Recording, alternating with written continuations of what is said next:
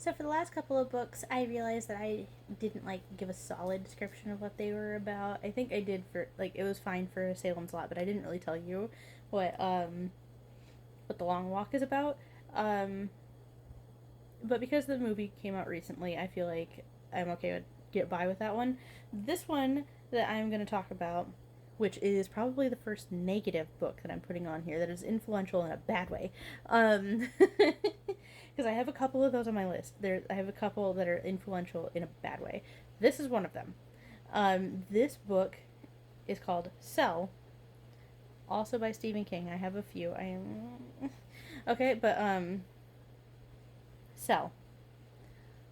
So, okay, so I'm going to read to you what the back of the book says it's about, so maybe you will understand why I didn't know that I wasn't going to enjoy it to the degree that I didn't enjoy it. Okay? Um, so, I guess look at the cover while I read. Yeah. So, what it says it's about is graphic artist Clay Riddell was in the heart of Boston on that brilliant autumn afternoon when hell was unleashed before his eyes. Without warning, carnage and chaos reigned. Ordinary people fell victim to the basest, most animalistic destruction, and the apocalypse began with the ring of a cell phone.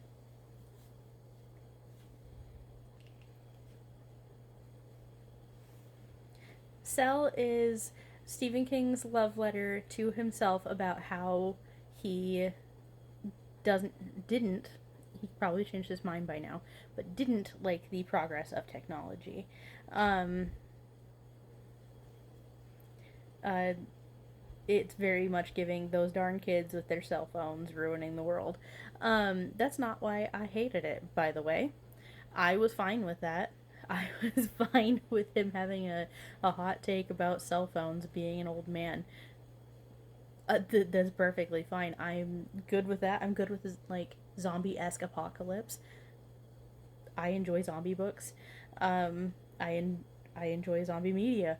Um, None of that was the problem. You know what the problem was? He got real preachy. He got really preachy really fast, and I didn't have a way to escape it because I was super dumb and took this book with me when as the only book that I took with me when I went to go visit my dad one summer. Um, so I spent a couple of weeks every summer with my dad when I was a kid, and um, it was such a big, thick book, and it was Stephen King, so I thought I was gonna love it and that it would be fine. So I only packed the one book so that I could pack light, and because it was already a heavy book, I thought it was gonna take me ages. So it was the only book I had, and like I've always been a big reader.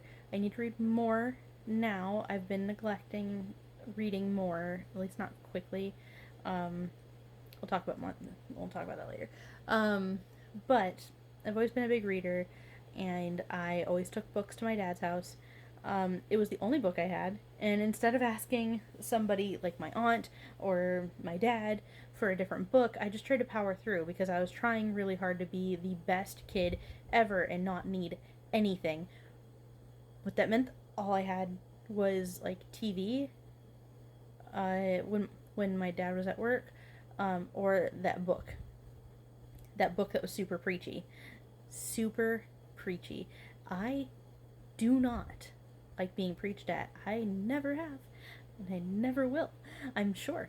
And I realized while reading that book that Stephen King could get weirdly preachy about stuff that I didn't want to be preached to about. Um, and it upset me. It was very like it was like rage inducing, and like it was really eye opening that I should give myself options. I now know, like as an adult, that if I'm going to have something, I need options for it just in case that thing doesn't turn out. Like that doesn't go for like people relationships. That's like things. That's entertainment. Okay, um, that's like me knowing that like a book might turn into something that I shouldn't be reading anymore because it's upsetting. Like that kind of thing. I also took a pretty significant break from Stephen King's work after reading Cell.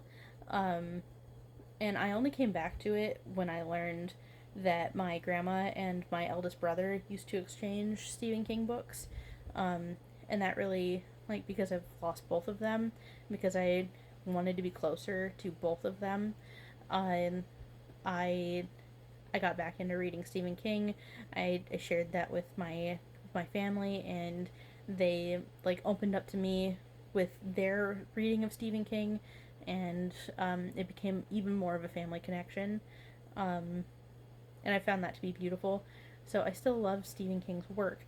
And I do love that I got to see him speak in person one time. I am going to talk about that a little bit more in a little bit because one of the books ties directly to that. Um, but yeah, yeah, yeah.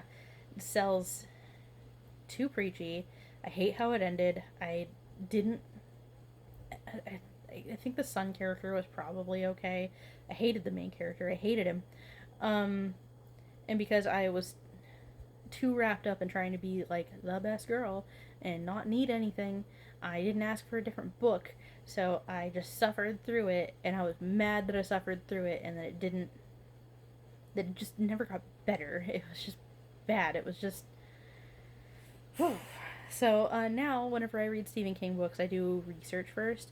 I used to have a rule where I would only read his book if I had seen the movie first or a show. Because of that experience, because of that book specifically, because of Cell. Um, I don't have that rule anymore, but for a while to keep myself happy, that was the rule. If I was gonna read a Stephen King book, I had to watch the media for it, the visual media for it before I like delved into a book, into a long book. Um, Thankfully, I'd read quite a few before then, but like Cell really broke me for him. And I had to rebuild. I had to rebuild it because of this book, because I trapped myself with this book, and it was awful, awful book. Um, but yeah, okay. So we're gonna move on to the next one. I don't recommend Cell, but if you want to read it, or if you have read it and you want to tell me that you hate it too, please do. I haven't heard other people tell me that they hate it too, but I did genuinely hate it. I'm so sorry, but like it's oh, one of like, it's not one of the worst books I've ever read, to be fair, but it is the one that makes me the maddest that I'd finished it. So